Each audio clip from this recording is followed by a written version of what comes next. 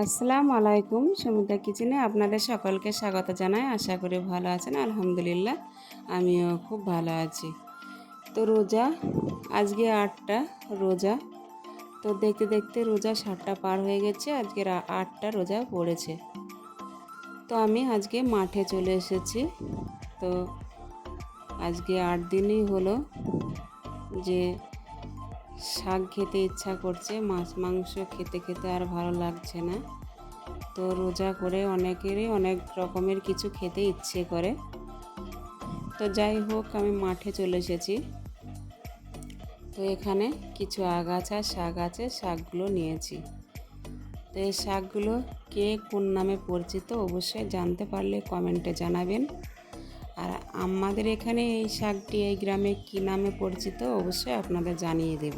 তো প্রথমত আপনাদের জানিয়ে দিই, এই শাকের কিন্তু অনেক গুণ আছে, অনেক উপকারী একটা শাক। তো এই শাকগুলো খেলে কি কি আপনাদের সুবিধা হবে, কি কি মানে অসুখ থেকে আপনারা সেরে উঠবেন অবশ্যই বলে দেব। শাকগুলো তো আমি তুলে নিয়ে বাড়ি চলে এসেছি। বাড়িতে ভালো করে বেছে কেটে নেব। তো এই শাক আমি আজকে রান্না করব। তো কীভাবে রান্না করব সেটাও আপনাদের দেখিয়ে দেব। তো পুরো ভিডিওটাই দেখতে থাকুন। তো এই শাকের নাম হলো হেলেঞ্চা। তো আমরা এই শাক হেলেঞ্চা নামে পরিচিত। আমাদের এখানে আমরা হেলেঞ্চা শাক নামে চিনি। তো এই শাক খেলে শরীর ঠান্ডা রাখে।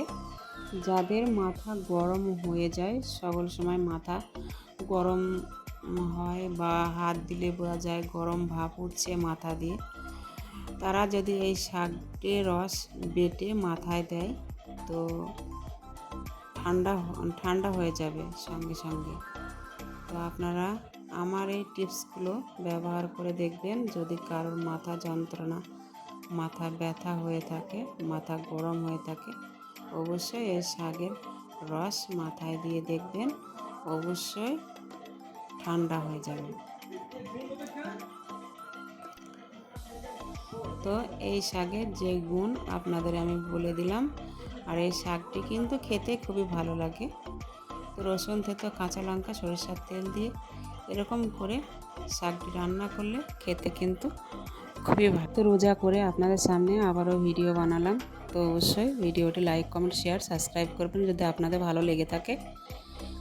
তো কালকে নতুন সকালে নতুন দিনে আবারও দেখা হবে। ততক্ষণ সুস্থ থাকুন, ভালো থাকুন। আল্লাহ হাফেজ।